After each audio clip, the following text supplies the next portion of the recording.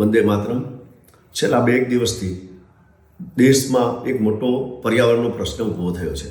અરવલ્લીનો જંગલનો ચુકાદો છે આવવાથી સુપ્રીમ કોર્ટનો જે ચુકાદો આવ્યો અને એની હિસાબે પર્યાવરણવાદીઓ ખૂબ ચિંતિત છે. આજના દિવસની પર્યાવરણ ન હોય તો માનવ જીવન શક્ય નથી. દિલ્હીની અંદર ઝેરીલી હવા બની ગઈ.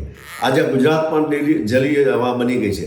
સુરત જેવા સાગરકાંઠાના વિસ્તારમાં, મુંબઈમાં પણ ઝેરીલી હવા બની રહી છે. અગાઉના ટાઈમમાં છત્તીસગઢનું જંગલ વેચાયું, મધ્યપ્રદેશનું વેચાયું. હવે અરવલ્લીનું જંગલ 2.5 અરબ વર્ષનું જૂનું જંગલ જે વેચાઈ રહ્યું છે એ દેશને માટે ઘાતક છે. આ સુપ્રીમ કોર્ટનો ચુકાદો આવ્યો એ સુપ્રીમ કોર્ટ દોષિત હું નથી માનતો, કારણ કે આમાં સરકારની નિષ્ફળતા. એમને માટે જે સરકાર એના એવિડન્સો, પરિપત્રો જે રજૂ કર્યા હોય સરકારે સુપ્રીમમાં, એને આધારે એમનો ચુકાદો આવ્યો હોય, એના પુરાવાઓ રજૂ ન કર્યા હોય, એમના એવિડન્સો એવા રજૂ ન કર્યા હોય કે જેથી કરીને ચુકાદો સુપ્રીમ કોર્ટે એના એવિડન્સને આધારે આવ્યો છે.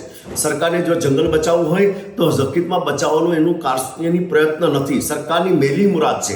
સરકારને આ જંગલ વેચી દેવાની મુરાદને કારણે જેવી રીતે છત્તીસગઢ અને મધ્યપ્રદેશનું જંગલ સરકારે વેચ્યું, એવી રીતે આ જંગલ પણ વેચવાનું એનું કારસો હોય એવું ચોક્કસ હું માનું છું. આ દેશના પંચાયતથી માંડીને પાર્લામેન્ટ સુધીના ચૂંટાયેલા પ્રતિનિધિની પ્રથમ ફરજ છે દેશનું આરોગ્ય બચાવવું, દેશનું પર્યાવરણ બચાવવું, દેશનું શિક્ષણ બચાવવું, દેશની સંસ્કૃતિ બચાવવી, દેશના રેલવે સ્ટેશનો બચાવવા, દેશની મતલબમાં સ્ટેશનરી બચાવવા, દેશની તમામ સંપત્તિ બચાવવાની આ ચૂંટાયેલી પાંખની જવાબદારી છે. પણ ચૂંટાયેલી પાંખ તો આજે સરકારની ચાપલુસીમાં પડી છે. મોટા ઉદ્યોગપતિઓ મતલબ સરકારના ડરથી ચાપલુસી સિવાય એમની પાસે કોઈ કામ નથી. માત્ર ને માત્ર 2 ઉદ્યોગપતિઓને બધું જ વેચી દેવાનો કારસો આ દેશને માટે મોટો ઘાતક રૂપ છે. આવું ક્યારે રાજા રજવાડાઓમાં પણ ન હોય.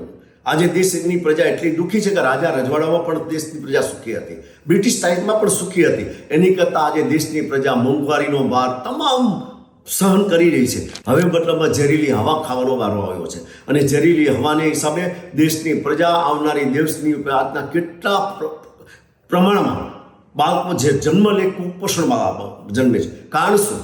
પર્યાવરણનું નુકસાન. અને સરકાર મોટી મોટી વાતો કરે છે. સરકારની પાસે પૈસા છે ખર્ચ કરવા માટે, રેલીઓ માટે, ઉત્સવો માટે, એની જાહેરાતો માટે, માત્ર ને માત્ર પર્યાવરણ બચાવવા માટે પૈસા નથી.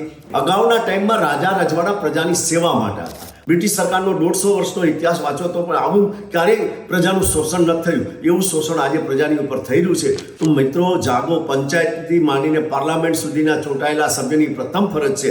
તો એ લોકો નહીં જાગે તો આ દેશ બચવો મુશ્કેલ છે, પર્યાવરણ બચવું મુશ્કેલ છે. અને આજે પર્યાવરણ નહીં બચે તો આપણું માનવ જીવન શક્ય નથી. એક હિમાલયની પહાડની ચોટીને પણ નુકસાન થાય તો પણ આપણે ગુજરાતમાં અસર થાય. ગુજરાતીઓને એમ નહીં માનવાનું કે અરવલ્લીનું જંગલ માત્ર આપણે પાલનપુર સુધી જ આપણને અસર થાય છે. તો આખી પર્વતમાળાની અસર આપણે ગુજરાતમાં શું સાઉથ સુધી થવાની. અને બહુ મોટી સામાજિક સંતો મોટા મોટા ઉત્સવો કરી રહી છે. ધાર્મિક ધર્મગુરુઓ છે. ધર્મગુરુઓની પણ ફરજ છે કે દેશની પ્રજાને કેમ બચાવશું. તો ધર્મગુરુઓએ પણ બહાર આવવું જોઈએ. અને જે કે ફિલ્મી કલાકારો છે, જે કંઈ ગાયક કલાકારો છે, જે ચાપલુસી કરનારાઓ છે, એમને પણ મતલબ ખરેખર એમને નુકસાન કરશે. અને આવા કલાકારોથી સાવધ રહેવાની આપણી દેશની પ્રજાની જરૂર છે. આભાર. વંદે માતરમ.